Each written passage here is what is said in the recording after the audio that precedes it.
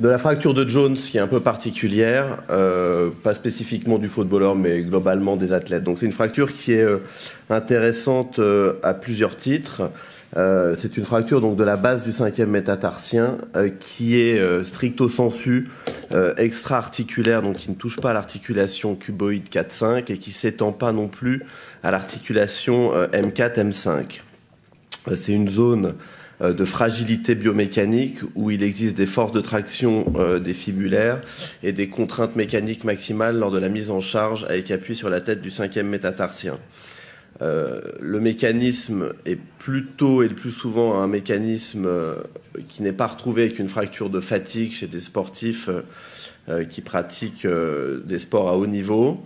Ces fractures de fatigue sont catégorisées en 3 types par Torg, qui avait fait une étude il y a quelques années, où en gros les fractures Torg 1 sont les fractures de fatigue aiguë avec réaction périostée simple.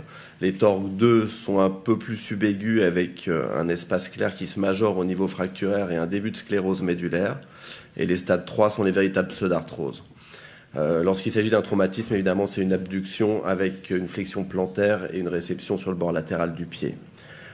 Cette fracture est intéressante parce qu'elle survient dans une zone vasculaire qui est critique, où la vascularisation se fait de façon rétrograde par une artère qui pénètre au niveau diaphysaire. Et la fracture interrompt fréquemment cette vascularisation, raison pour laquelle il existe un taux important de pseudarthrose de 12 à 67% en fonction des études. Il existe des facteurs architecturaux favorisants comme le pied cavovarus, ou des adductus importants avec une angulation M4-M5 plus importante que d'habitude. En ce qui concerne le traitement, pendant longtemps, le traitement était orthopédique avec des blottes plâtrées sans appui qui ont montré globalement dans la population générale jusqu'à 50% de refracture ou de pseudarthrose. Chez les athlètes, des séries ont montré jusqu'à 24% de pseudarthrose ou 76% de consolidation chez 198 athlètes traités par botte plâtrée. Et dans une autre série de 21 athlètes, il y avait 38% de refracture. Donc le traitement orthopédique est a priori à exclure, tout du moins chez le sportif.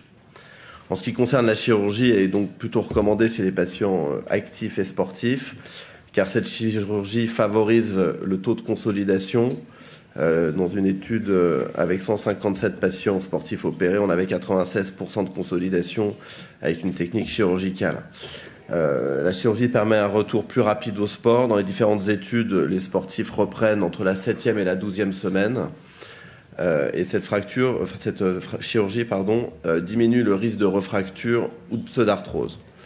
Les différentes études ont montré que la technique de référence aujourd'hui était le vissage intramédulaire axial avec une vis de gros diamètre, avec un filetage partiel permettant une bonne compression de la fracture.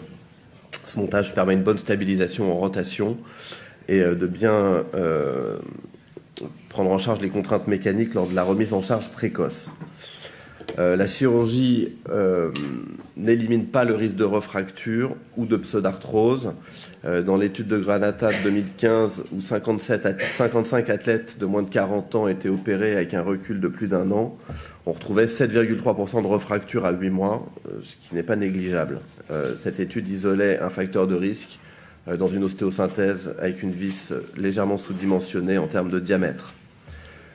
Si cette pseudarthrose ou cette refracture survient, comme le montre l'étude de Hunt en 2011, où 22 sportifs étaient en pseudarthrose, dont 16 avec un antécédent de chirurgie, les reprises chirurgicales dans cette étude ont consisté en une augmentation du diamètre de la vis, avec une greffe systématique, soit d'os structurel pris au niveau de la greffe iliaque, plus ou moins associé ou isolément d'injection de moelle osseuse prélevée au niveau de la crête iliaque.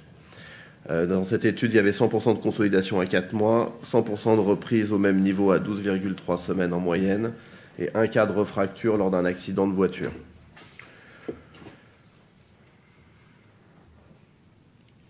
Donc globalement, c'est une fracture qui doit être opérée chez le sportif pour permettre une reprise rapide du sport avec des protocoles de remise en charge à partir de 15 jours, 3 semaines. Autour de la 6e semaine, en général, il est intéressant de passer sur une chaussure plus sportive et plus habituelle, en protégeant tout de même la zone ostéosynthésée par des orthèses thermoformées qui permettent de répartir de façon plus homogène les forces sur le bord externe du pied, le 5e métatarsien. Cette fracture ne condamne pas la reprise sportive au sein de la même saison, même lorsqu'il s'agit d'une pseudarthrose ou d'une refracture. Et qu'en ce qui concerne les récidives, il peut être intéressant donc, de faire des orthèses plantaires pour corriger un varus de l'arrière-pied, notamment, ou pour soutenir un pied creux.